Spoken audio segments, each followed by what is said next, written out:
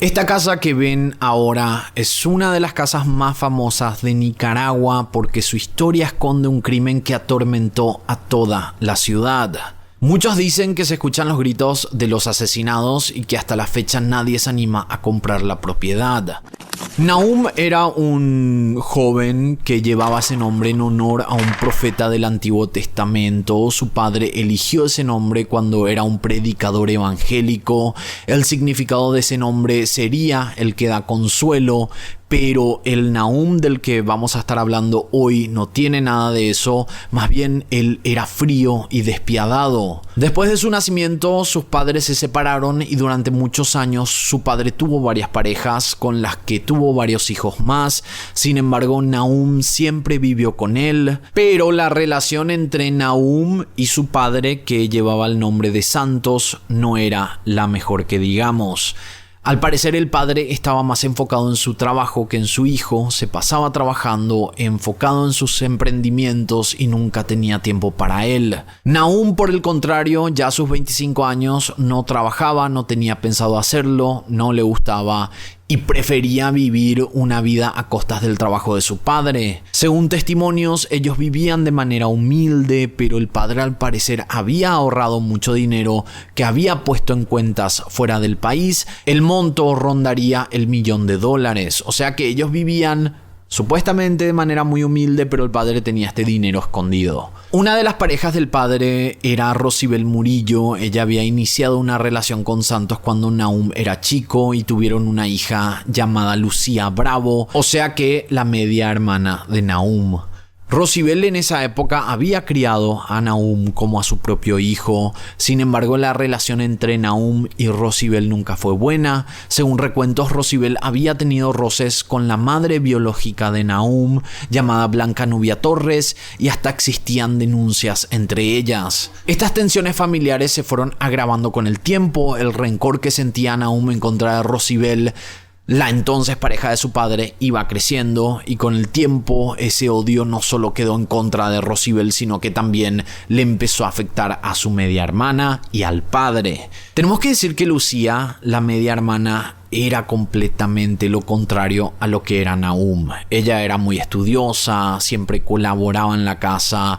Esto hizo que Nahum se sintiera celoso y empezó a hacerle la vida imposible y siempre que podía la molestaba. Es más, en el año 2012 ellos protagonizaron un episodio bastante vergonzoso que terminó en la justicia, ya que Lucía denunció a su medio hermano por haberle robado una computadora. Intervino un juez y terminaron en una mediación en la cual Nahum le devolvería la computadora y también se comprometió en respetar y tratar bien a Lucía. No hace falta decir que ese pacto no se cumplió. Es más, todo empezó a empeorar porque el padre empezó a estar del lado de su hija. Uno de los detalles importantes en este caso era que Nahum había formado un grupo de amigos parecidos a él. Todos vagos, ninguno trabajaba. Y en parte ellos ayudaron a que el odio que Nahum sentía en contra de su familia se acrecentara. Como si fuera que él recibía esta validación por parte de sus amigos. Como que la validación de que lo que él sentía era real, normal y que él tenía el derecho de sentirse de esa manera. Uno de los lugares que Nahum y sus amigos frecuentaban era Las Torres, un barrio costero de Managua. Ahí solía ser visto manejando su moto Honda a gran velocidad mientras consumía mucha cerveza. Por otra parte, Nahum tenía una fascinación por las historias de mafias y su serie favorita era El Patrón del Mal, sobre la vida de Pablo Escobar. Él lo idolatraba y veía a los narcos como a sus héroes. El 23 de marzo de 2015, Nahum le había pedido dinero a su padre. Después de una charla fría y muy poco amistosa, su padre le negó este dinero, lo que le enojó a Nahum y al parecer fue en ese momento que inició su plan.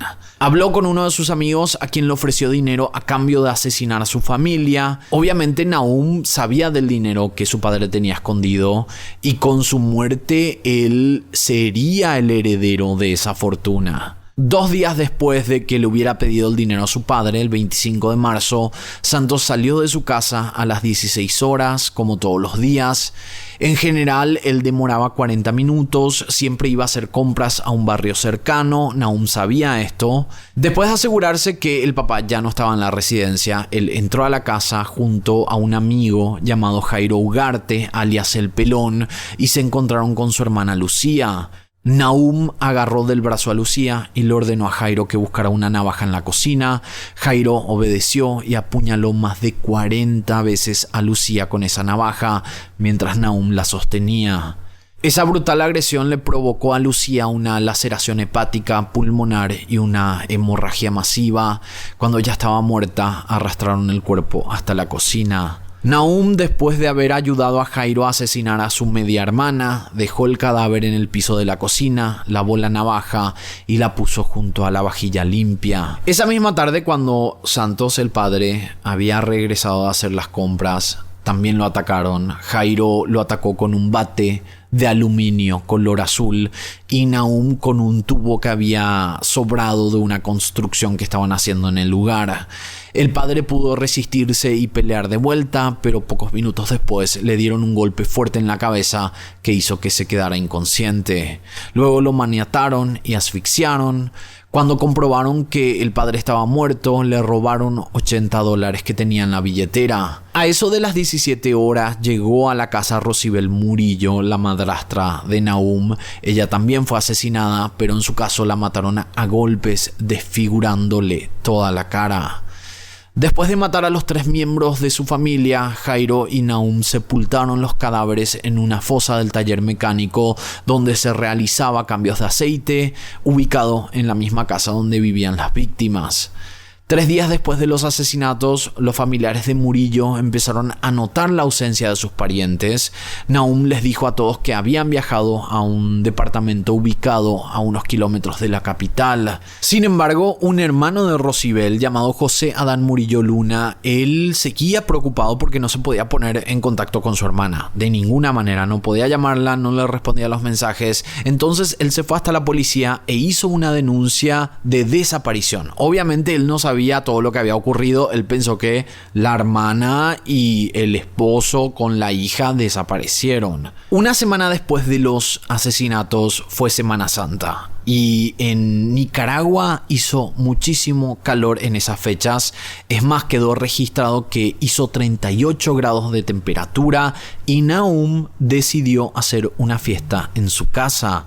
Invitó a sus amigos que eran también cómplices de este asesinato porque varios de ellos los habían ayudado con el crimen de alguna manera u otra. Dicen que fue una fiesta larga en la que pusieron bachata a todo volumen y fue la última fiesta en esa vivienda. La policía para ese momento ya estaba investigando las desapariciones y con una orden del juez allanaron el lugar. En ese allanamiento fue cuando detectaron que había un olor a podrido que venía de las fosas en donde se cambiaba el aceite de los autos. Ellos cavaron porque estaba lleno de tierra y ahí fue cuando encontraron los cadáveres.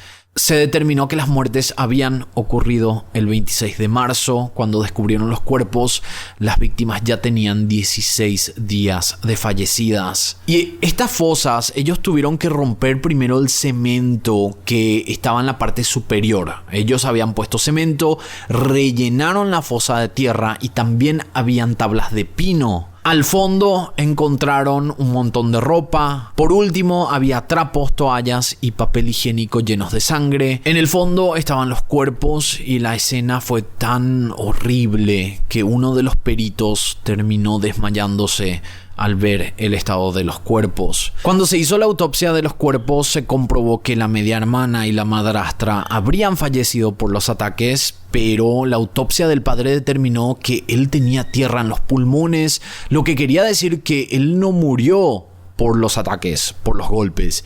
Él había sido enterrado vivo. Acá no se sabe si es que Jairo y Nahum sabían esto, pero se supone que no, porque ellos pensaron que él estaba muerto, entonces los enterraron a los tres. Este caso además se convirtió en una leyenda porque según lugareños, esa casa donde se cometieron los asesinatos nunca pudo ser vendida por la historia macabra que tenía y que supuestamente la vivienda ahora tiene una maldición. Personas aseguran que se escuchan gritos de los que alguna vez ocuparon la residencia.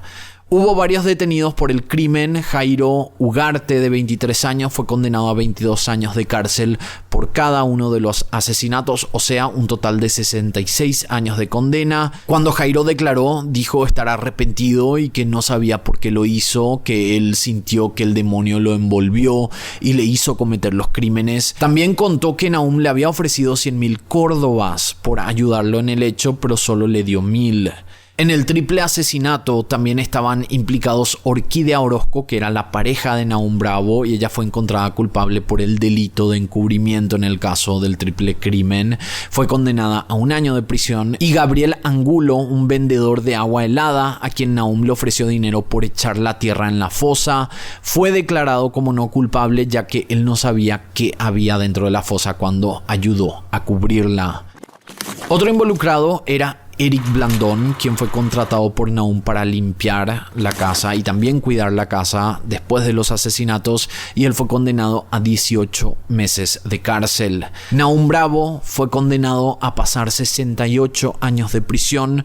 Sin embargo, la legislación de Nicaragua establece que la pena máxima es de 30 años. Esto indica que en mucho menos tiempo del que se merece, Nahum podría salir en libertad.